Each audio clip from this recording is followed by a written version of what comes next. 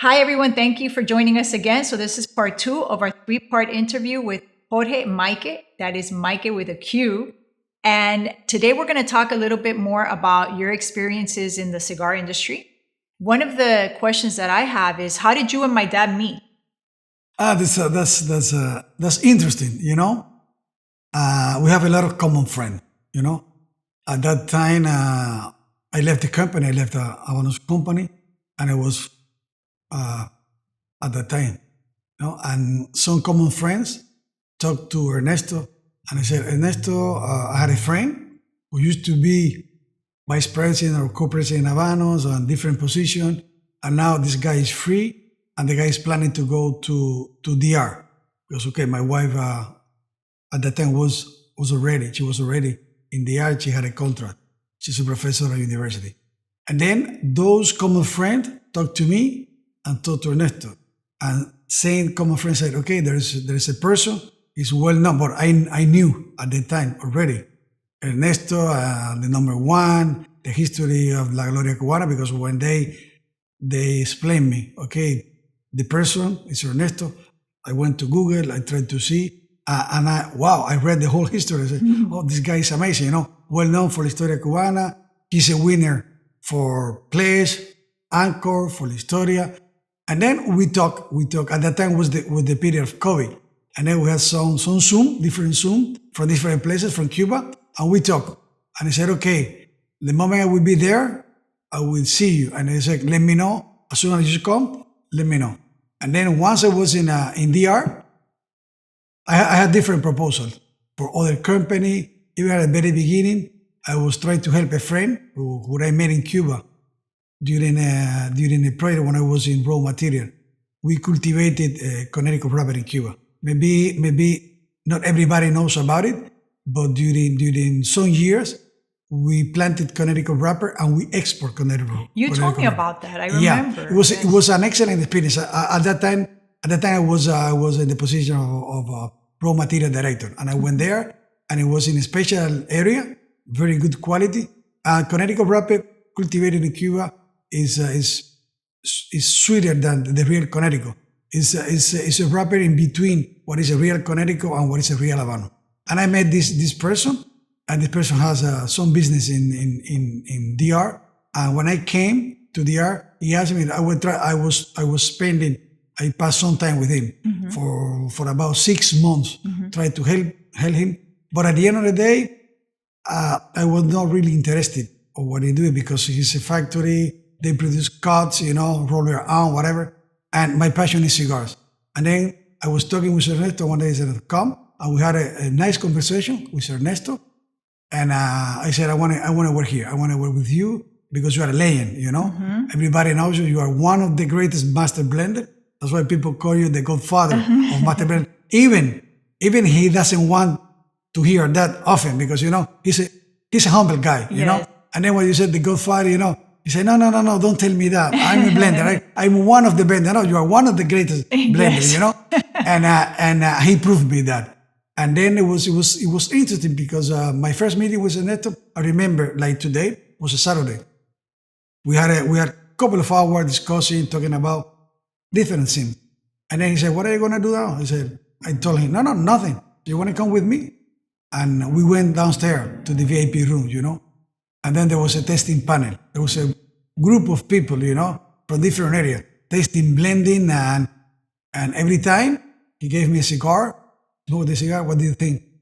And I told him what I felt, what I found, And he never told me, you are right, you are wrong, whatever. And then I remember I came back home, and my wife asked me what it was. I said, I don't know. I think I failed. I didn't pass the test. I said, how is possible? But you had a great background, you have history, a lot of years on tobacco, on cigar business. Yes, but this is Havana. What I smoke today is completely different. And then I said, I want to know as well about this. Because it was amazing. Because it's the factory, working with Ernesto is like working in a small lab, And to develop Habanos maybe it's easier because you use the same raw material coming from the same place. But now in DR, it's completely different because you use tobacco from Connecticut, for instance, from US. You use tobacco from Mexico, San Andrés. You use tobacco from Honduras, from Nicaragua, filler. You use tobacco from Ecuador as a wrapper, even wrapper from Nicaragua. And then you have more possibility, but at the same time, it's a little bit more difficult as well. But for me, it was like a game. And I said, I want to learn as well because I don't know too much of almost anything about tobacco from San Andres, from Connecticut, from Nicaragua, from Honduras. I want to learn. And I said, the best person to teach me, to be my mentor, is Ernesto Pérez-Carrillo. And I wasn't wrong. I was right. I was right. And then, as I explained sometimes, with Ernesto, I learn every day. From the beginning, when we decided what type of tobacco what kind of tobacco we're gonna put in the blend, and later on when we prepare the blend, when we smoke the blend, and we will discuss about them. You know, this is good, this is not good, this one is good, but it could be better if we share this with that, and always learning. And Ernesto is someone that impressed me a lot because he has a unique palate. Ernesto is able to see differences where we don't see difference. So talking about how much you've learned over the years, what is that cigar that you're smoking? Because I know you had a lot to do with that cigar. I've been smoking Endure.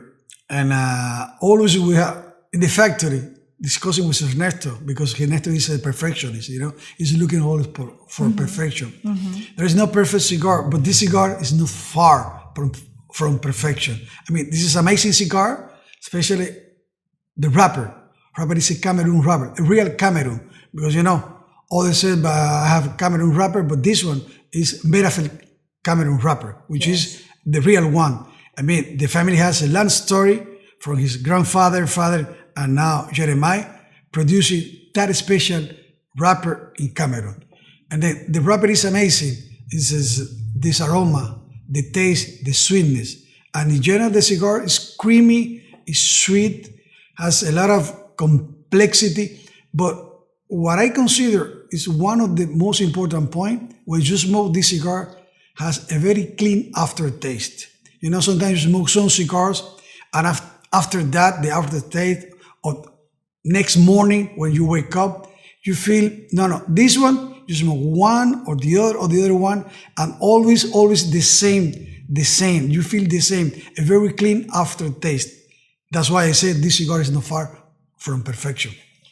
We're going to talk a lot more about the Endure as the release date gets closer, but I know that that's a very special cigar for Maique. Also, he is responsible for the Encore Noir, the Unica, and the Encore Black, which has been doing amazing here and internationally. A lot of people ask, what's the difference between Noir and Black? I try to explain it as best I can, but the Noir is mostly focused for the European international market. And there have been some special events here with Maique where Encore Noir has become available, but probably already sold out. So anyway, it's already sold out. Yeah, I'm sure it's sold out everywhere. So Noir and Unica. Yeah, so subscribe to our channel if you want to find out when, you know, those releases will be back. And I know that the Encore very good Black cigar. I invite you to buy them and smoke them. Yeah. You will be never disappointed with those cigars. Yeah, and the Encore Black is more of like a limited production, so we have it, throughout the year. But the other two I've heard, we're not sure, but I hear that maybe there's going to be another batch coming. I know there's something new coming. Oh, sure. Oh, a lot of new things you're working on. now we're working with Ernesto, and now it's not stopping, you know? Okay, not awesome. Stop, you know? Okay. So 2025, look out for it. Thank you. Thank you again for joining us, and part 3 coming soon.